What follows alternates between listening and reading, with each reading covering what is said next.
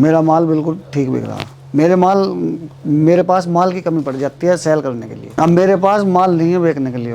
ये जो है जी माल जो रेट तो डाउन हो रहा है और खवाने की दिक्कत हो रही है भाई। ये नहीं तो रोज चाहिए, सुबह भी शाम को इनको तो खाना चाहिए ही चाहिए, तो इसलिए बच्चे बिक नहीं पा रहे। ये मंदे बिक रहे हैं तो इसलिए बंद हो रहे हैं फार्म। हमारा तो दिल्ली भी बिक रहा है, हरियाणा में बिक रहा है और हमारे अपने यूपी में भी यहीं भी बिक रहा है। आसपास के गाँव में भी ले जाते हैं। शहर में मोदी नगर भी जा रहा है, गाजियाबाद मेरठ हमारे यहाँ से खूब जा रहे हैं। नहीं और हमने 6 फार्म अपने यहाँ से खुलवा भी चुके हैं।